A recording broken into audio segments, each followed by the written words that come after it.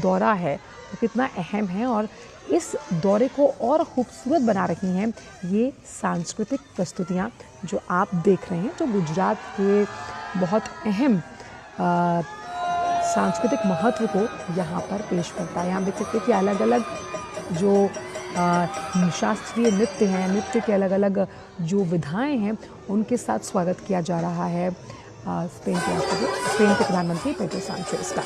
तो आप देख सकते हैं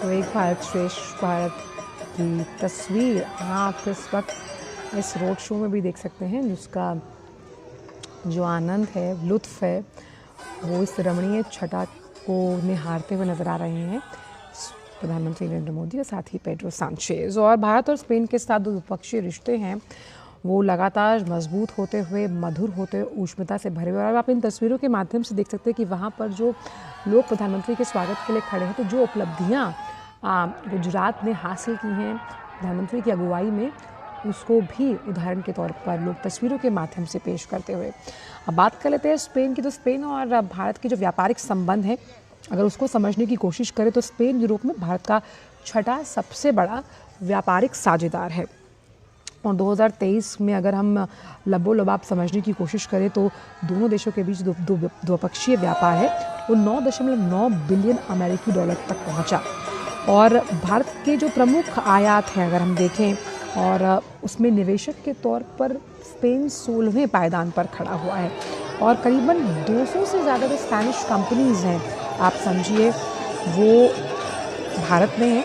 और स्पेन में लगभग 80 ऐसी भारतीय कंपनियां हैं जो सफलतापूर्वक चल रही हैं और टेक्नोलॉजी ट्रांसफ़र के साथ ई एनर्जी, क्लीन एनर्जी और क्लाइमेट पर स्पेन का हमेशा से भारत को समर्थन मिलता रहा है। और क्योंकि रक्षा क्षेत्र के लिहाज से ये दौरा बेहद अहम है, तो रक्षा क्षेत्र में भी दोनों देशों के बीच मजबूत संबंध है, उसमें लगातार बढ़ोतरी हमें देखी। वहीं एयरबस स्पेन से $2.5 बिलियन के अनुबंध में 56 C-295 विमानों की खरीद है, जिनमें से 40 टाटा एडवांस सिस्टम द्वारा भारत में बनाए जाएंगे। तो रक्षा क्षेत्र में एक अहम कदम।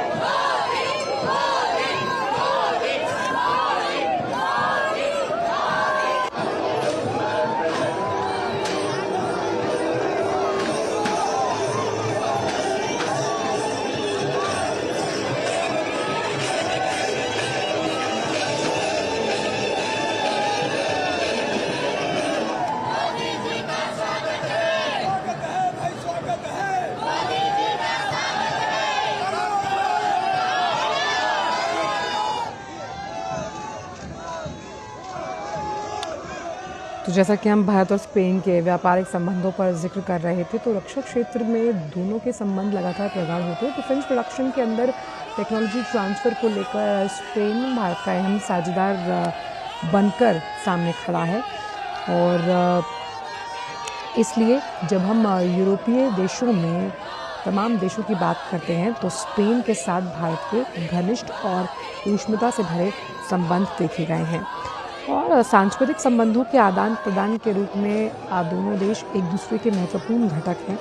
खास तौर पर भारतीय सांस्कृतिक जो संबंध परिषद है यानी कि ICCR, अगर हम बात करें, जो सांस्कृतिक समूहों के कार्यक्रमों को आयोजित करती है, वो स्पेनिश छात्रों को अध्ययन करने के लिए वजीफ़ा यानी कि छात्रवृत्ति भी प्रदान करती है। और साथ ही साथ रक्षा क्षेत्र की अगर बात की जाए तो चौथा भारत स्पेन जो रक्षा संयुक्त कार्य समूह, इस कार्यक्रम का आयोजन मैड्रिड में 2022 में किया गया था। और इस लिहाज से आप समझ सकते हैं कि भारत और स्पेन एक दूसरे के लिए कितने अहम और महत्वपूर्ण हो जाते हैं। अन्य क्षेत्रों की अगर हम बात करें, शिक्षा क्षेत्र में भारत और स्पेन के संबंध भी लगातार बढ़ते हुए, अभी हाल ही में जो वहाँ भारतीय विश्वविद्यालय हैं और साथ ही साथ स्पेनिश जो विश्वविद्यालय, उनके बीच एक MOU भी साइन हुआ है। और साथ ही स्पेन में भारतीय समुदाय का जो प्रतिनिधित्व है वो भी खासा मायने रखता है। स्पेन में भारतीय प्रवासियों की जो लगभग संख्या है वो 75,000 के आसपास है। और कैसे शास्त्रीय संगीत, नृत्य, फिल्में, कला, ये तमाम जो अलग अलग आयाम और घटक हैं संस्कृति के, वो कैसे भारत और स्पेन को जोड़ते हैं।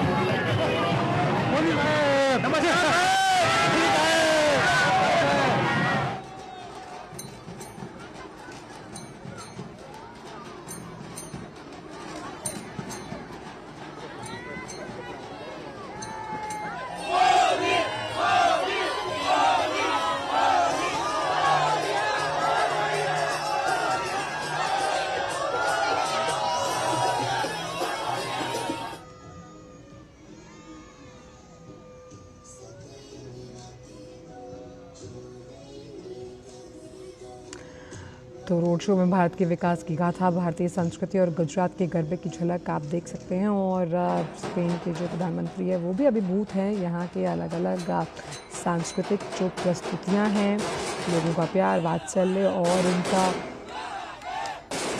उत्साह देखकर रोमांचित हैं। प्रधानमंत्री भी हाथ हिलाकर इन सबके उत्साह जो रोमांच है उनको स्वीकार करते हुए आप देख सकते हैं। और भारत की संस्कृति को इस रोड शो में आप अलग अलग अंदाज में लोगों द्वारा प्रस्तुत किया गया है, जिसे प्रधानमंत्री देख रहे हैं। इन दृश्यों को ये रमणीय छटा है भारतीय संस्कृति की। और इस लिहाज से ये जो दौरा है वडोदरा के लिए एक बेहद अहम हो जाता है, क्योंकि कई वर्षों तक गुजरात के मुख्यमंत्री के तौर पर नरेंद्र मोदी ने यहाँ पर काम किया है और लोग उनसे बहुत प्यार और वात्सल्य के साथ साथ कई उम्मीदें रखते हैं। और यहाँ पर आप वही चमक उनकी आंखों में देख रहे हैं जब प्रधानमंत्री उनके अभिवादन को स्वीकार करते हुए यहाँ नज़र आए। और कैसे आप हर आयु वर्ग के व्यक्ति को यहाँ पर देख सकते हैं, महिलाएं, बच्चे, बूढ़े, जवान, जो यहाँ प्रधानमंत्री के एक झलक को पाने के लिए आतुर नज़र आ रहे हैं। और ये सांस्कृतिक प्रस्तुतियाँ भारत की सॉफ्ट पावर को भी उजागर करती है, वो सॉफ्ट पावर जो कई देशों के साथ भारत के अहम रिश्तों की एक नई कहानी लिख रहा है। बात चाहे हम स्पेन की कर रहे हैं, ऐसे बहुत से अन्य राष्ट्राध्यक्ष हैं जो भारत दौरे पर आते हैं और भारत ने कई मल्टीलैटरल फोरम्स